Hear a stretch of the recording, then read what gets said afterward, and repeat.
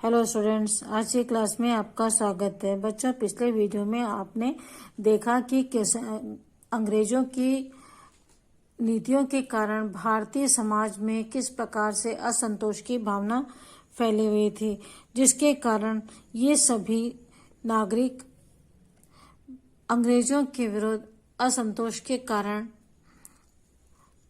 विद्रोह करने पर आमादा हुए या उतारू हुए। इस वीडियो में हम देखते हैं सामाजिक एवं धार्मिक सुधारों का विरोध। कंपनी शासकों ने भारतीय समाज में प्रचलित सती प्रथा, बालिका वध के लिए विरोध में तथा विधवा विवाह के पक्ष में नए कानून बनाए। इन सामाजिक बुराइयों को दूर करने का विचार भारतीय शिक्षित वर्ग ने दिया था, लेकिन इन कानूनों के कारण समाज के रूढ़िवादी वर्ग भारी विरोध किया। ईसाई धर्म के प्रचार प्रसार से रूढ़िवादी चिंतित थे, उन्होंने इसका विरोध किया। इन सब के परिणाम स्वरूप भारतीय जनमानस में अंग्रेजी शासन के प्रति शंका एवं अविश्वास की भावना बढ़ती गई। बच्चों, उस समय हमारे समाज में कुछ बुराइयां थी, जैसे सती प्रथा, बाल विवाह, विधवा पुनर्विवाह विरोध, ये सब शामिल था। जबकि अंग्रेजों ने इन बुराइयों को दूर करने का प्रयत्न किया था और इसके लिए भारतीय शिक्षित समाज ने ही इसका समर्थन किया कि इन बुराइयों को दूर किया जाना चाहिए। लेकिन भारतीय रूढ़िवादी और पुरातन पंथी जो लोग थे, उन्हें यह बात पसंद नहीं थी कि भारतीय समाज की संस्कृति पर अंग्रेज किसी भी प्रकार का कानून बनाए या उन्हें दूर करने का प्रयत्न करें।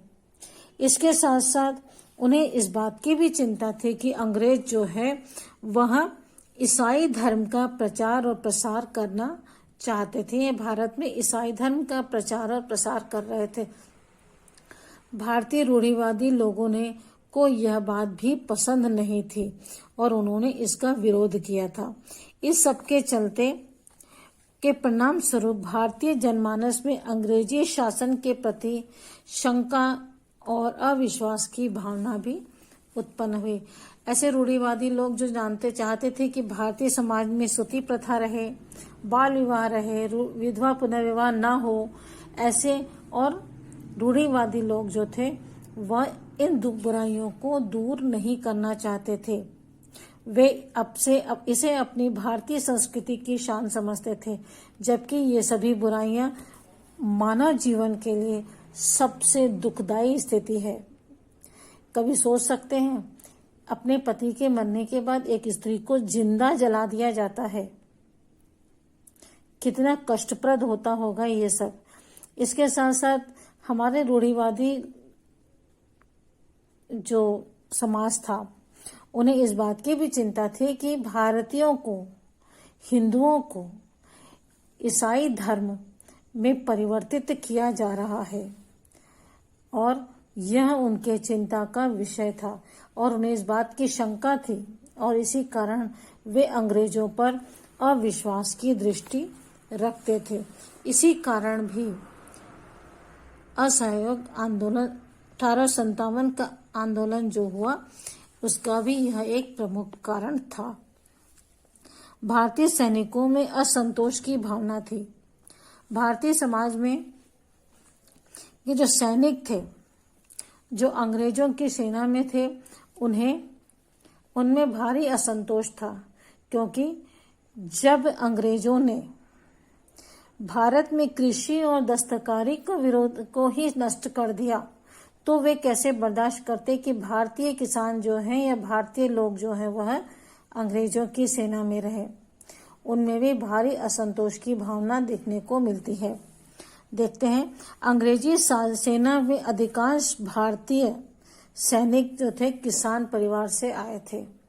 भारतीय सैनिक जो थे वो किसान परिवार से आए थे, क्योंकि जमीनें समाप्त हो गई थी, उनके पास कोई काम नहीं था। इस कारण उन्हें एक ही काम दिखता था कि वह सेना में भर्ती हो जाए। अधिकांश किसान परिवार से ही सैनिक आए थे। इनमें जो थे बंगाल के सैनिक जो थे वे अपनी वफादारी के लिए बहुत प्रसिद्ध थे। अंग्रेज सैनिक अधिकारी भारतीय सैनिकों को हेय दृष्टि से देखते थे, अर्थात नीची दृष्टि से देखते थे, और भारत की ब्रिटिश सेना में भारतीय सिपाहियों का अनुपात 1:5 से अधिक था। अर्थात अंग्रेजों की सेना में एक भारतीय सैनिक था तो 5 ब्रिटिश सैनिक इसमें थे। इस प्रकार 1:5 का अनुपात भारतीय और ब्रिटिश सैनिकों के बीच में था, और उन्हें भी सेना में अधिक ऊंचा पद नहीं दिया जाता था। गोरे सैनिकों की तुलना में इनका वेतन भी कम हुआ करता था, कम वेतन दिया जाता था, अधिक ऊंचे पद नहीं दिए जाते थे, और इन पर अनेक प्रकार के प्रतिबंध लगा दिए गए थे। देखते हैं कौन कौन से प्रतिबंध लगाए थे। इन्हें भारतीय सैनिकों को तिलक लगाना, दाढ़ी रखना, पगड़ी बांधना जैसे पारंपरिक कार्यों पर प्रतिबंध लगा दिया गया था कि जो सैनिक ब्रिटिश सैनिकों में शामिल है, ब्रिटिश सेना में शामिल है, उन्हें न तिलक लगाना है, न दाढ़ी रखना है, न पगड़ी बांधना है, जबकि यह सभी उस समय के पारंपरिक कार्य हुआ करते थे। परंपरा थी उस समय इस प्रकार की, ये दाढ़ी रखना, तिलक लगाना, पगड़ी बांधना उस समय भारतीय परंपरा में शामिल था, और उन्हें इस प्रकार की परंपराओं को निभाने का कोई अधिकार नहीं था। इसके साथ साथ युद्ध के लिए उन्हें समुद्र पार दूसरे देशों में भेज दिया जाता था। समुद्र पार दूसरे देशों में युद्ध करने के लिए भेज दिया जाता था, जबकि उन दिनों समुद्र पार करना उन दिनों धर्म के विरुद्ध माना जाता था। हमारी धार्मिक संस्कृति उस समय ऐसी थी कि समुद्र पार गया व्यक्ति तो वह भारतीय समाज से अलग हो जाता था, उसे भारतीय समाज स्वीकार नहीं करता था। इस कारण भी भारतीय सैनिकों में असंतोष की भावना पनप रही थी कि उन्हें जबरदस्ती युद्ध लड़ने के लिए दूसरे देशों में समुद्र पार करके भेज दिया जाता था। यह भी भारतीय सेना में असंतोष छाने लगा, इसलिए भी भारतीय सेना में असंतोष छाने लगा था। 1856 में भारतीय सैनिकों को एनफील्ड राइफल और नए कारतूस प्रयोग के लिए दिए गए। इन कारतूसों को खोलने के लिए दांतों से काटना पड़ता था। सैनिकों को आशंका थी कि नए कारतूसों में गाय या सुअर की चर्बी मिली हुई थी, जिसके कारण उनकी धार्मिक भावनाओं को ठेस पहुंचती थी। एनफील्ड राइफल थी, नई राइफल थी उस समय यह, उसमें जो कारतूस अर्थात गोलियां भरी जाती थी उन्हें खोलने के लिए दांत से काटना पड़ता था, और इस समय यह भावना प्रचलित हो गई थी कि इन गोलियों के कारतूस को खोलने के लिए, इन कारतूसों को खोलने के लिए जिन्हें दांत से काटना पड़ता था उसमें गाय या सुअर की चर्बी मिली हुई है। इससे भी हमारी धार्मिक भावनाओं को ठेस पहुंचती थी। हम गाय को अपनी माता का दर्जा आज भी देते हैं, गाय हमारी माता है ना। और उस समय मांसाहारी भोजन करना भारतीय परंपरा के विरुद्ध था। यही वजह थी कि भारतीय सैनिकों में असंतोष की भावना पनपने लगी थी।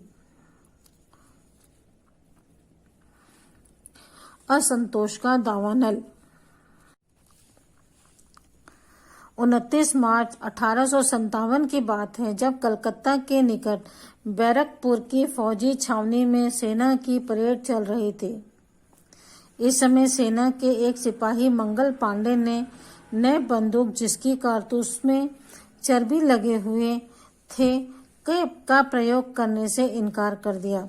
अंग्रेज अधिकारी ह्यूसन ने उसे इन बंदूकों व कारतूसों का प्रयोग करने का आदेश दिया, किंतु मंगल पांडे ने आदेश नहीं माना तो उन्हें गिरफ्तार करने का आदेश दे दिया। तब क्रोध में आकर मंगल पांडे ने ह्यूसन पर गोली चलाई। उसने पास खड़े अन्य अंग्रेज अधिकारी पर भी गोली चला दी। देश के अन्य सैनिक छावनियों में भी विद्रोह जंगल की आग की तरह फैल गया। फलस्वरूप 10 मई 1857 में मेरठ छावनी में पूरी भारतीय पलटन ने विद्रोह कर दिया। उसने जेल से बंद अपने साथियों को छुड़ाकर दिल्ली की ओर प्रस्थान किया।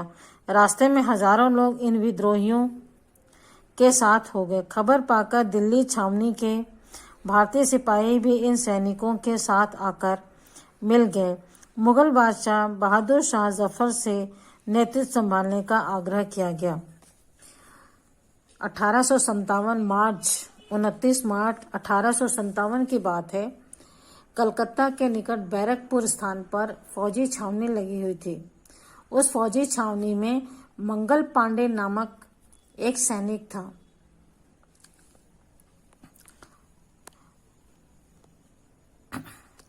एक ब्रिटिश अधिकारी ने इसे बंदूक में जिसके कारतूस में चर्बी लगे हुए थे उसका प्रयोग करने के लिए कहा, लेकिन मंगल पांडे ने ऐसा करने से इनकार कर दिया। तो ब्रिटिश अधिकारी ह्यूसन को गुस्सा आया। उसने अंग्रेज अधिकारी ह्यूसन ने उसे इन बंदूकों में कारतूस का प्रयोग करने के लिए कहा। जब मंगल पांडे ने मना किया तो उसे गुस्सा आया। ब्रिटिश अधिकारी ह्यूसन को गुस्सा आया तो उन्होंने मंगल पांडे को गिरफ्तार करने का आदेश दे दिया। परिणाम से मंगल पांडे को भी गुस्सा आया और उसने ह्यूसन पर और एक और अंग्रेज अफसर पर गोली चला दी। उसने पास खड़े एक अन्य अंग्रेज अधिकारी पर भी गोली चला दी। देश के अन्य सैनिक छावनियों में विद्रोह की लहर दौड़ गई। जंगल की आग की तरह यह घटना पूरे देश में फैल गई। दावानल क्या होता है? दावानल का अर्थ है जंगल में लगी आग। जैसे जंगल में एक छोटी सी चिंगारी भी आग का रूप धारण कर लेती है और यह आग जो है धीरे धीरे बढ़ती जाती है और पूरे के पूरे जंगल को जला के साफ कर देती है। ठीक इसी प्रकार इस एक छोटी सी घटना ने पूरे देश की फौजी छावनियों में विद्रोह की लहर दौड़ गई, जिसके परिणाम फलस्वरूप 10 मई 1857 में भी मेरठ की छावनी में पूरी भारतीय पलटन ने विद्रोह कर दिया और उसने जेल में बंद अपने साथियों को छुड़ाकर दिल्ली की ओर प्रस्थान किया।